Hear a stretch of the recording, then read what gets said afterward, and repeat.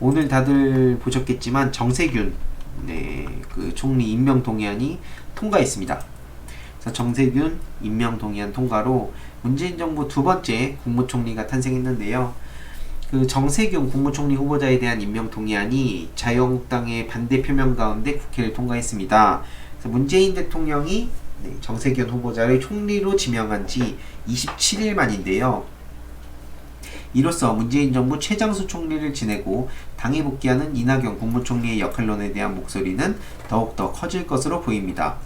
문희상 국회의장은 오후 6시쯤 본회의를 열어서 가장 먼저 정 후보자에 대한 임명 동의안을 상정했고요.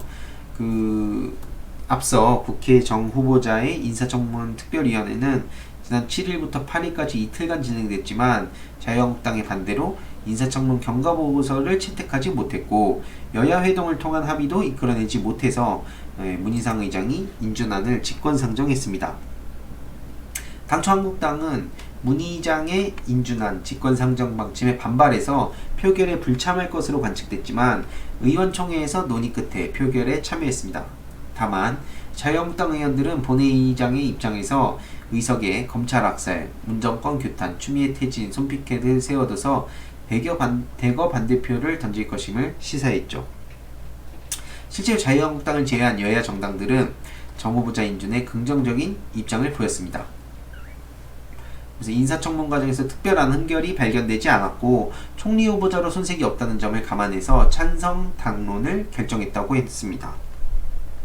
그래서 결국 278명이 참여한 가운데 결과 찬성 164표로 58.9%의 찬성률로 본회의에서 통과가 됐습니다. 그래서 임명동의안이 통과된 후 법려정당에선 환영한다는 반응이 나왔고요. 다만 자유한국당의 반대 속에 임명동의안이 처리됨에 따라 제1, 2당의 대치는 지속될 것으로 보입니다. 그리고 이낙연 총리가 최근 종로구 소재 아파트를 전세 계약했다는 소식이 알려지며 그의 종로 출마 가능성이 거의 확실시되고 있다고 하는데요.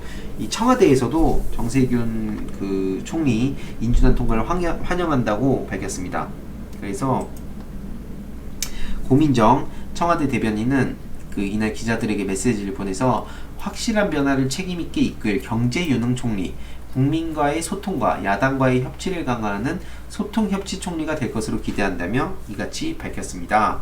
그래서 어떻게 보면은 이 황교안 대표가 계속 언플했었잖아요. 자기가 험지에 나가겠다 그러면서 뭔가 빅매치를 자꾸 성사할 것처럼 그렇게 했는데 결국에는 험지에 나간다는 게 설마 대구 경북 지역도 아니고 또 지금 기사를 보면 용산 얘기도 나오고 있는데 설마 야비하게 용산에 나오지도 않겠죠. 그래서 도대체 어느 지역에 나올지 지금 황교안 대표가 이낙연 전 총리를 어떻게든 이제 피하려고 할 텐데 그 지점도 굉장히 중요하다고 생각을 하고요.